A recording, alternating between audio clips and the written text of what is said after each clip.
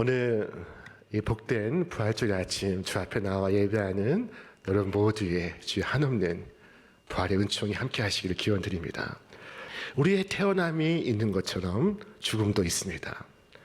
태어남이 확실한 것처럼 죽음도 확실합니다. 우리 모든 사람에게 찾아오는 것이 있다면 이 죽음입니다. 지위가 높고 지혜가 있어서 경배를 받는 사람일지라도 예외가 아닙니다. 죽음은 모든 사람에게 임하는 숙명적인 일입니다.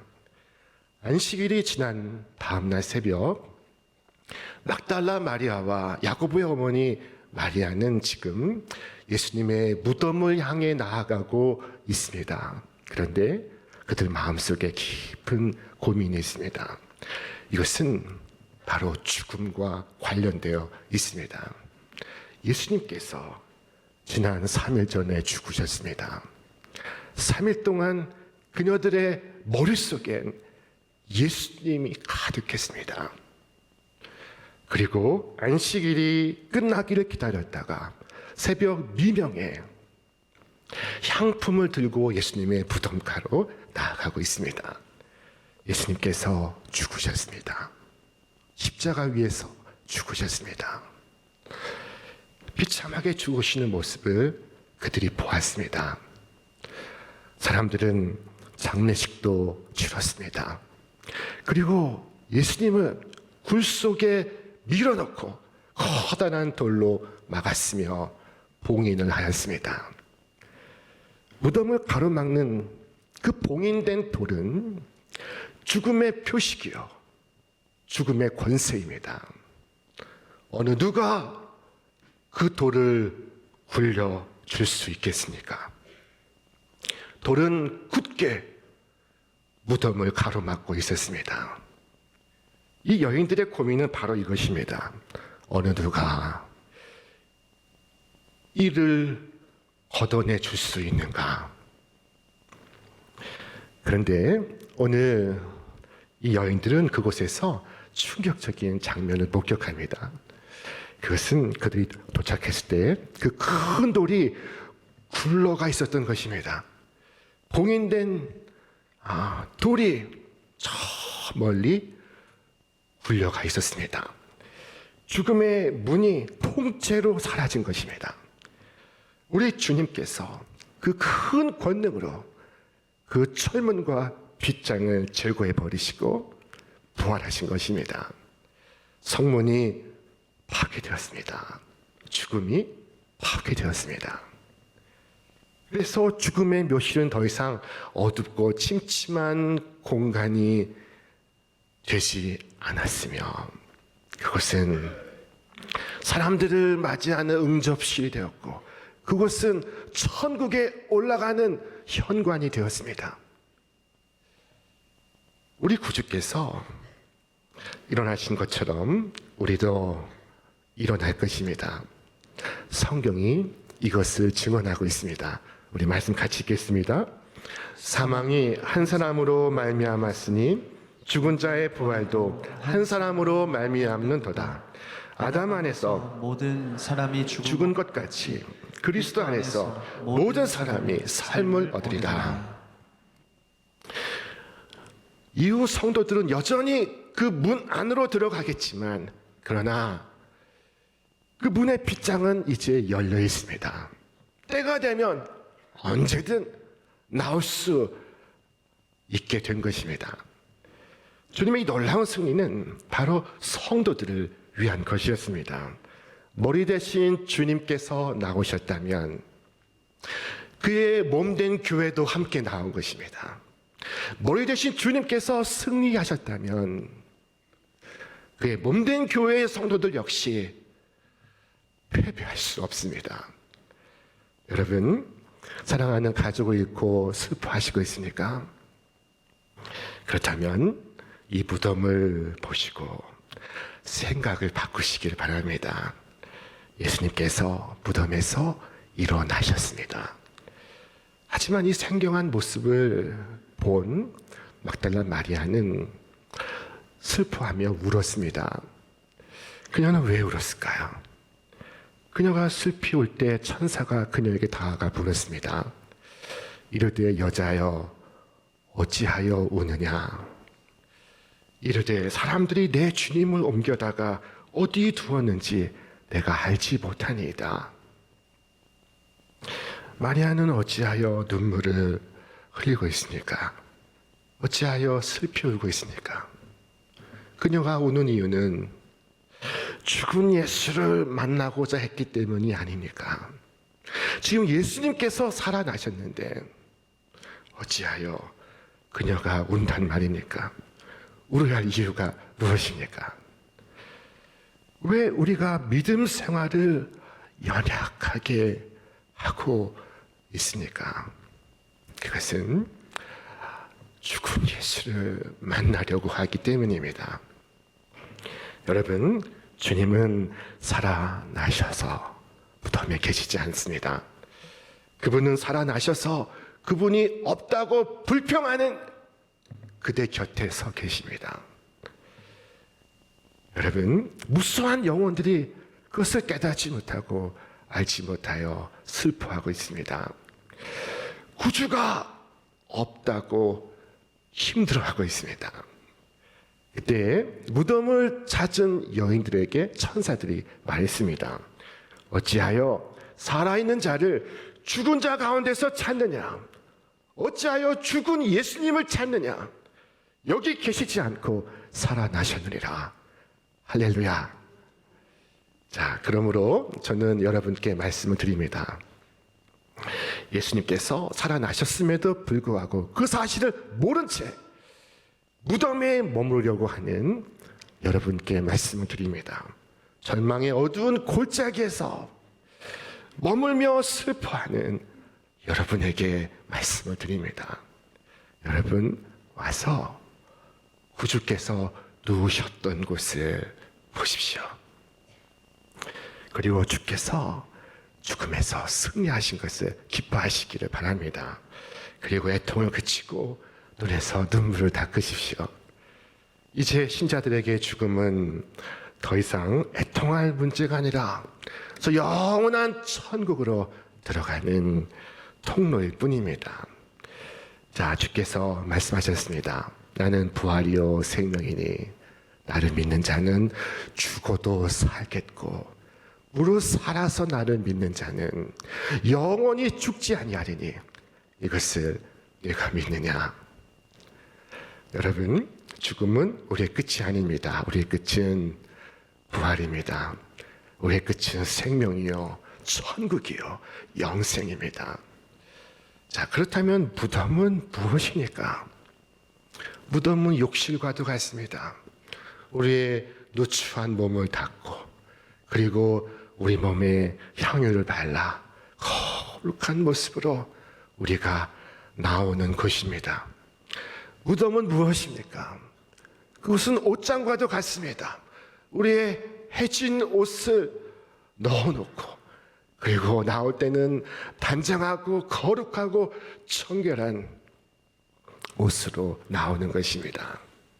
천사는 여인들에게 이 빈 무덤을 확인하게 한 후에 그들에게 주님의 말씀을 전해 주었습니다. 가서 이르되 그가 죽은 자 가운데서 살아나셨고 너희보다 먼저 갈릴리에 가시나니 거기서 너희가 주를 배우리라 하라. 가서 이르라 라고 말씀합니다. 이것을 모든 사람에게 알게 하라. 모든 사람으로 이 믿음에 들어오게 하라. 모든 사람으로 이 구원을 얻게 하라 말씀하고 있습니다. 주의 부활을 알고 있는 사람은 이것을 나만의 비밀로 간직해서는 안 됩니다. 이것을 모든 사람에게 전해야 합니다. 가서 전하라 하였습니다. 여러분 잊지 마십시오. 여러분의 사명은 이것입니다. 초대교회 성도들이 했던 것처럼 나가서 전해야 합니다. 옥상에 올라가서 거리에 나가서 외쳐야 합니다. 주께서 다시 사셨습니다. 자, 만약 누군가 이 말이 무슨 말이냐고 묻거든 그때는 설명해 주시길 바랍니다. 주님께서 우리 죄를 위해 돌아가셨다가 성경대로 3일 만에 부활하셨습니다. 죄인이었던 우리를 위해 죽으시고 그리고 용서받은 우리를 대표해서 살아나셨습니다. 그가 죽으심으로 우리의 죄가 사해졌으며 그의 살아나심으로 우리의 영혼이 삶을 얻었습니다. 그들에게 말하기를 십자가를 바라보는 자마다 이제 다 살 것이며 그리스도의 부활을 믿는 자마다 그 안에서 새 삶을 얻을 것이라고 여러분 말해 주시길 바랍니다. 주님께서 거기에서 나를 보리라 하셨습니다. 거긴 어디입니까? 갈릴리. 그들이 살아가는 삶의 현장을 말하는 것입니다.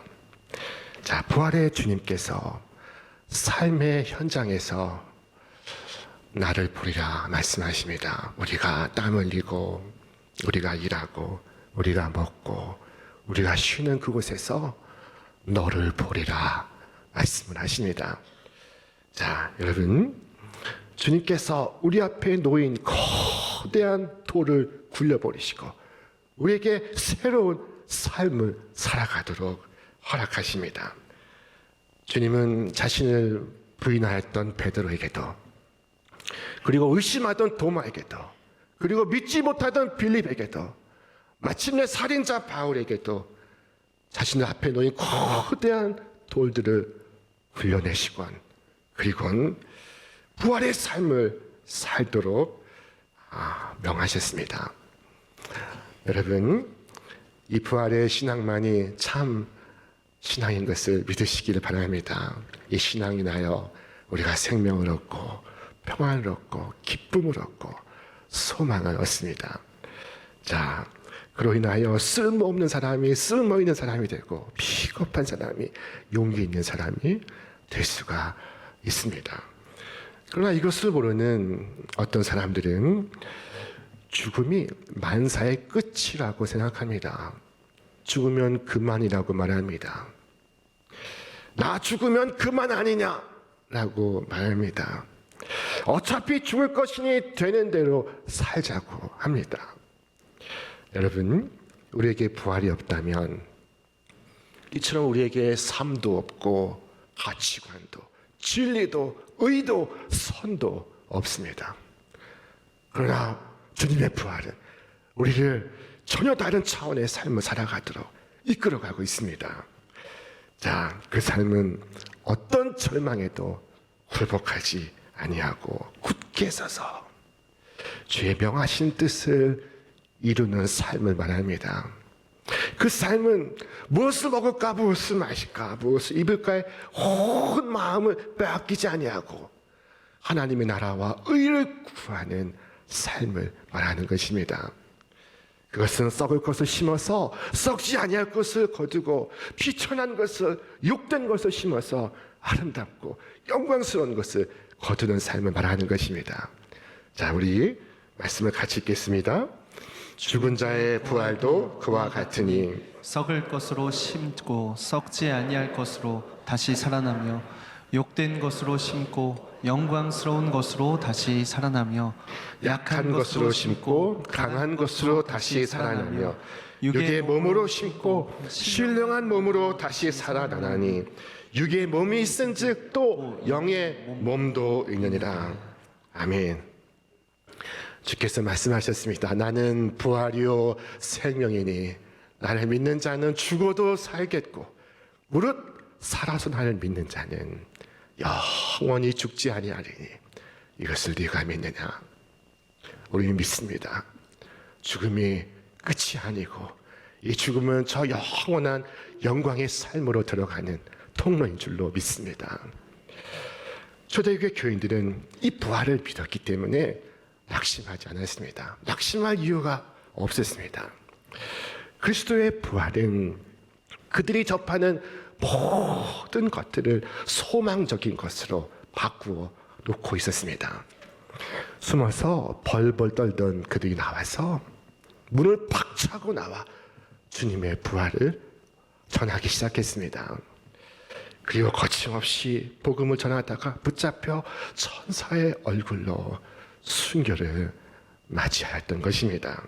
여러분, 예수님을 모른다고 부정했던, 그것도 여종 앞에서 3번이나 부인했던 이 베드로, 그는 이제 예루살렘의 모든 백성들 앞에 섰습니다. 그는 외쳤습니다. 십자가에 죽은 예수를 하나님께서 다시 살리셨는데 내가 이 일의 증인이로다. 행정당국은 더 이상 예수의 이름으로 말하고 가르치지 말라고 했건만 생사 여탈권을 가진 그들 앞에서 그들은 말했습니다.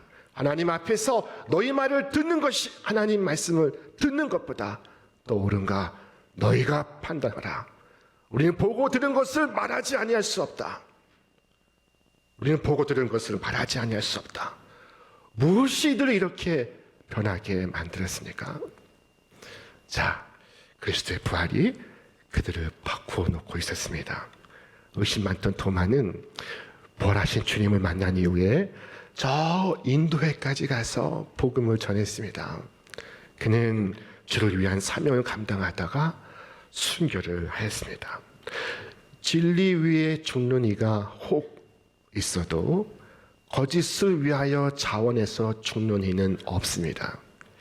초대교회 이 성도들이 이 놀라운 용기의 사람이 되고 큰 확신의 사람이 되고 담대한 증인이 되고 의롭고 선한 삶을 살 수 있었던 것은 그들이 바로 부활의 예수를 만났던 까닭입니다. 자, 그들은 부활의 신앙을 간직했기 때문에 그들은 즐거운 마음으로 주님과 걸어갈 수 있었습니다. 오해도 박해도 수치도 무섭지 않았으며 이기심도 탐심도 모두 극복할 수 있었습니다. 그들은 순교하면서 오히려 원수들을 위하여 기도하며 하나님 앞에 나아가고 있었습니다. 미국의 제16대 대통령 링컨은 아주 가난했던 어린 시절을 보냈습니다. 그는 농부였으며 우체부였으며 일용직 노동자였으며 그리고 물건을 파는 상인이었으며 또한 뱃사공이었습니다. 자, 그런데 그가 변호사가 되고 그리고 그 후에 주의회 의원 선거에 출마했습니다. 그리고 보기 좋게 낙선했습니다. 그리고 다시 하원 의원에 출마했습니다. 그리고 또 보기 좋게 낙선했습니다. 그의 출마는 계속되었고 그의 낙선도 계속되고 있었습니다.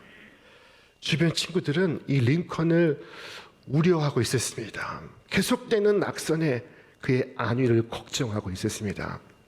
그런데 그가 낙선하던 날 그는 변함없이 머리를 단정히 깎고 그리고 깨끗하게 목욕을 하고 그리고 깨끗한 옷을 갈아입고 그리고 식당에 가서 음식을 먹었습니다. 그리고 그가 사무실로 돌아와 성경을 펴서 읽기 시작했습니다. 자, 이를 궁금하여 묻는 그들에게 링컨은 답했습니다. 나는 이 책 속에서 부활하신 주님을 만나고 있습니다.